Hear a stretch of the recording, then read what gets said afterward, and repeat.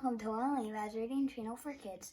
Today, we will be reading I Need My Monster, written by Amanda Now, illustrated by Howard McWilliam. So, this is a really fun book, and I hope you all like it too.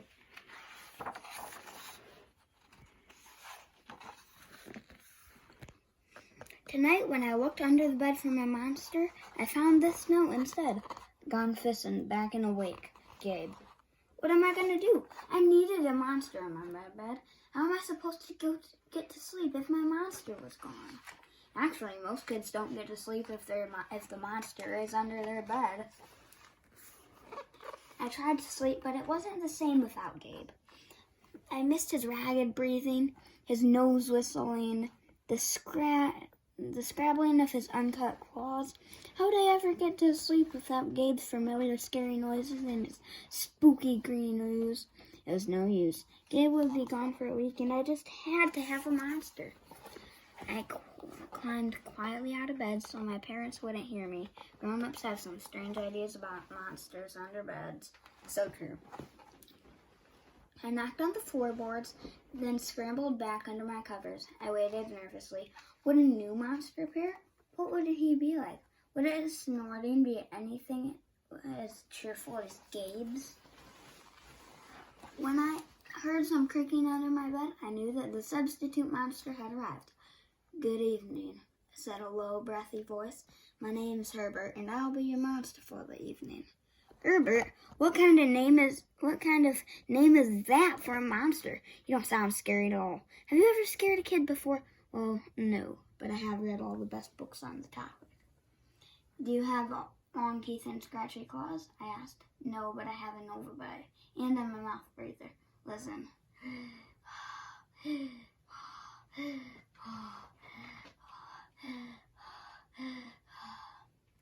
Herbert's painting was kind of scary, but it wasn't enough for me. Listen, Herbert, I'm sorry. I just don't think this whole thing is going to work. It's nothing personal, but I really need a monster with claws.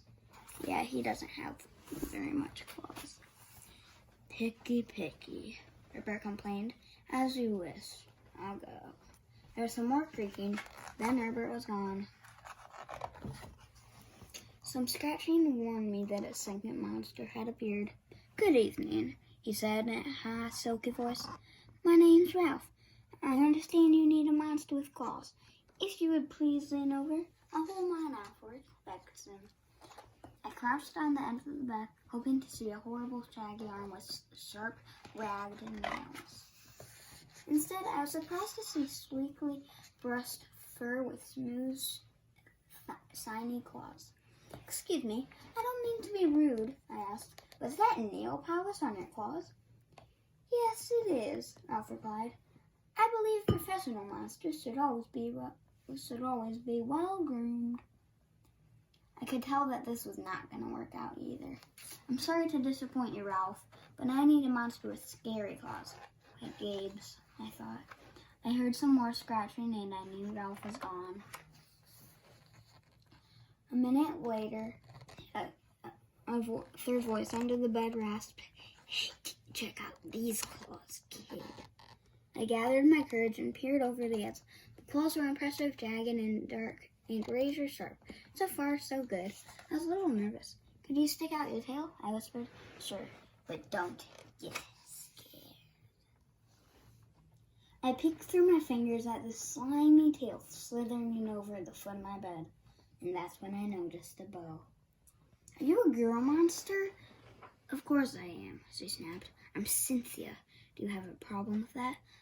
Yeah, I do, I admitted. I definitely need a boy monster. Boy monsters are for boys and girl monsters are for girls. Everybody knows that. That's not true. Boys and girls can have any kind of monster they want. Well, aren't you a picky one? She sniffed, and then she was gone. Was I being too picky? No. I know that my monster needed to be well-clawed and menacing. The whole point of having a monster, after all, was to keep me in bed, imagining all the scary stuff that could happen if I got out.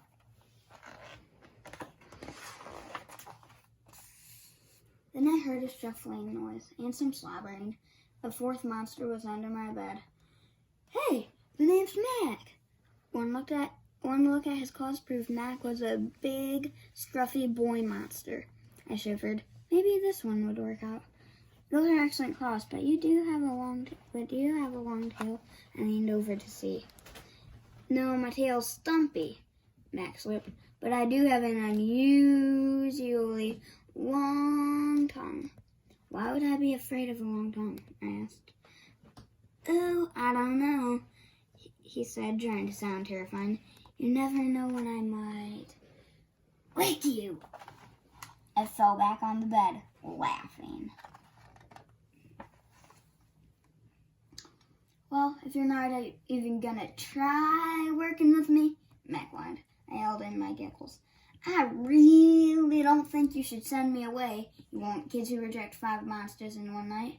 I did not reject 5 monsters tonight, I interrupted. My regular monster went fishing. Fishing, eh? Maybe he left you because you're so picky. Fine, I'm out of here, but I wouldn't expect another monster tonight if I were you. How was I ever going to get to sleep without my monster? I was surprised to hear more creaking under the bed, loud creaking with scratching. I thought there were no more monsters were going to appear tonight, I said. Sorry I'm late, kid. Whew, it was Gabe. I thought I would enjoy fishing, but I didn't, he explained.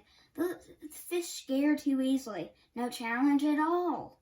You, however, are challenging, my friend. You're almost too old to be afraid of monsters. You keep me on my toes.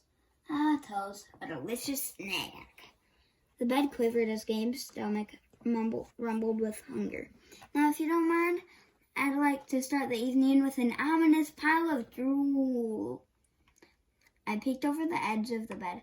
Green ooze spread soundlessly from underneath. That's kind of gross. The bed trembled as Gabe unfurled his spiked tail. He was daring me to guess where he might pop up. I shivered.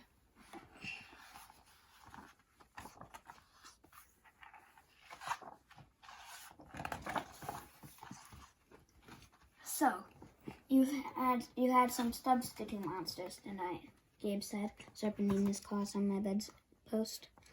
Were you scared? Then Gabe started tapping. I could tell he wanted to know if I still needed him.